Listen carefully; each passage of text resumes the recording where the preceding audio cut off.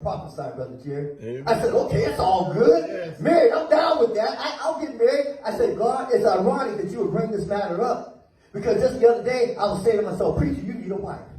It was just the other day, and I said, you know, I haven't said anything to the young lady, but I have my eye on this particular young lady. I've been watching her, and I know she'll be the one, because God, oh, if you could just see her. Oh, your God, you have seen her, yeah? But listen, if you could just see her, God sees all that in 2 bags of chips. Yeah. You see, God, I know that you approve of that. That's nothing about her not to like. Yes. Check this out, check this out. I said to God, check this out, listen. Her daddy is a leader, Martha, in the synagogue. Yes. Check that. She comes from a strong, Marley, Orthodox Jewish background. Look, look, listen, her reputation is impeccable with the men. And then God, I said, God, look, she comes to all my crusades, checking me out. She helps me to pass out the 10 Commandment tracts. I know she'll be an asset to my ministry, as well as a great wife and a mother. And as I sat there, just waiting for God to embrace and approve Geneva my recommendation, his answer like dynamite exploded in my ear as it violently ripped my expectation to pieces. For he said, Hosea, I know the girl about whom you speak. I know her pedigree. I know all about her noble credentials. And you're right. She will make somebody a great wife. But Hosea, she's not the one that I have in mind. No. In fact, the girl I have in mind, she doesn't have noble qualities of that girl. She doesn't come out of a rich Jewish background. She's never been to any of your crusades. That's right. In fact, you can find her up at the pagan temple. Hosea? I said, yes, God. He responded, she's a hoochie. She's a hoochie. I said, she's what? He said, she's a prostitute. I said, God, let me see if I can get this right. Let me see if I can get this right. You're asking me to preach and to marry a whore?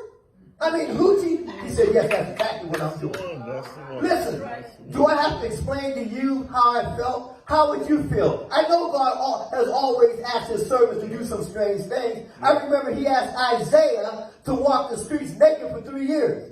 He asked Jeremiah to walk with a yoke around his shoulders for many years. He asked Ezekiel to make a fool out of himself, preaching the dead, dry bones in the valley.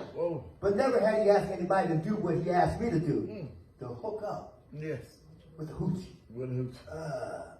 But I can't tell you how prone I am. You see, I thought it would be all good to let an omnipotent God personally select my bride, because I just knew you picked the best. And here you're talking about a hoochie. I don't know if I can. I don't know if I can do that. There I was caught between unwavering loyalty to Yahweh in a mortal battle with my indeflexible discipline of Jewish training. There I was wanting to please God, but how could I, a Jew, do what he was asking me to do and maintain respectability? So after much deliberation, I gave my verdict. My verdict was not willing. I was not willing to dishonor my heritage. I was not willing to dishonor and disgrace my religion. I was not willing to bring this shame upon the prophetic fraternity. I was not willing to bring this infamous, scandalous act upon the people of Judah. So I said to God, I can't do it. I'm not, Marty, I'm not willing. I said to him, I know you, God. I know you're the biggest, baddest thing in this world. And I know you can break me like a toothpick, but I'd rather die. I'd rather die with dignity than to live in disgrace. Die, yes, death, that's my choice. You made me a free moral agent. You told me I had the right to choose. I choose to die. So I stood up, got ready to die. If you tell God you're going to die, you better get ready. I got ready to die. I said, come on, death. Because I heard, Donna, that death rides a pale horse. I heard that death wields a long double-edged steel blade. I heard that death makes quick work of his prey. So I closed my eyes to get ready because I didn't want to see the gruesome results of death dismembering the properties of my body. I got ready to die. Come on, death, get it over with. But after I stood there for what seemed like an eternity, I opened one eye and then the other to see if I could see death charging. Death was nowhere in sight.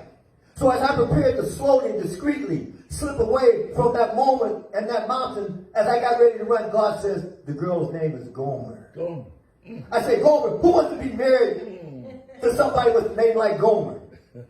What happened to Felicia, Alicia, Moki, Moesha, Kokisha, or any kind of Isha rather than Gomer? I don't want to be hugged up with a Gomer. God said, I still want you to marry her. I said, God, listen, okay, maybe I will, but you're going to have to give me the 411 on this. You're going to have to give me some information. I mean, look, God, what am I going to tell my homies Yes. When they come asking me, prophet, preacher, Hosea, what's down with this? I mean, what am I going to tell them? I mean, give me something to tell them so when they come talking to me and say to me, what's down with this? I can say, well, you know, it's like this. Yeah. Brother, man, God said he wanted me. You see what I'm saying? You know what I'm saying? It's amazing that God used the bridle of patience to control the wild horses, Marley, of rebellion. He was patient with me. Finally, he divinely protested. Hosea, this is about revelation and not information. All right. You're going to have to trust the revelation before you can understand the information. Yes. It's about trust, Hosea. I want to know when you cannot trace my hand, can you trust my heart? Trust my heart. He says, you see, I don't always give a pre-flight itinerary on where I'm going. Sometimes I just say, follow me. Follow. And then for you, it becomes a matter of trust. Not trusting my reasonableness, not trusting how much sense I make, but do you trust me? Yes, yes. Otherwise, you made my reasonableness and my practicality your God, and I don't make sense. You can't follow me. I don't always make sense. That's right. You need to understand, I have no intentions of subjecting divine wisdom for the short-sightedness and flawed approval of human appraisal. That's right. You made up your mind based on your faith and your trust, and then we'll talk. That's the way it is. That's when the conversation got that deep. I started throwing out some philosophical theology. I said, God, what glory are you going to get out of hooking up a holy man and a hoochie? Yeah. Holy and a hoochie, how are you going to get glory out of that? What glory are you going to get out of putting together a preacher and a prostitute? What glory are you going to get by wedding piety and promiscuity? What glory are you going to get by putting together wretchedness and righteousness? All right. What glory are you going to get by the confluence of the devilish and the divine? What glory are you going to get when the perpendicular correlates with the horizontal? What glory are you going to get when the sacred has an intercourse with the secular? What glory are you going to get when that celestial consolidates with the terrestrial? What glory are you going to get? God said, Hosea, when I called you into partnership, I told you then that in this partnership, I'm the senior partner. And as a senior partner, I reserve the right to make some independent decisions without asking for your vote. Yes. I said, okay, all right, I'll do it. Where is she? He said, Marty, up at the temple. As I started toward the temple, check this out. As I started and found myself in the way of obedience, watch this, Lynn, just in the way, when I got in the way of obedience, God began to shine the light of understanding on my path. Yes. Do you know that's the way it happens? Yes. Yeah. When you start obeying God with the little knowledge you have, God will open up understanding in your mind, but you won't get it as long as you stay where you are and live beneath your privilege. That's right. God said to me, now that you're about ready to obey me, let me tell you what this is all about. I said, please, God, tell me something about what this is all about. He said, listen, I want to use this incompatible partnership of the holy and the hoochie to dramatize, Marshall, God's unbreakable love for the unloved. Yes. I want to dramatize that God has an unbreakable love for the unloved. You know, I'm going to pause it back to Pastor G for a minute. That's why the Bible said while we were yet sinners, Christ died for us. Now I'm back to Gomer. I'm a Hosea.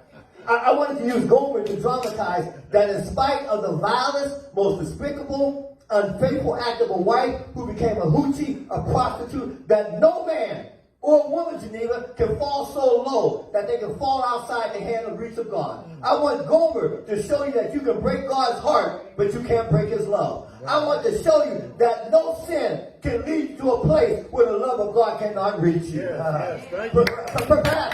Perhaps you're in the hog pen of this grace. But the good news of the love of God can pull you out of the quagmire of a God-forsaken life. What you need to understand is that some of your ancestors were unkind to my wife because she was a hoochie. I saw the way some of y'all looked at my wife when she came up through here. You drew up your feet. You bowed your head in shame. And some of you church folks act like some of the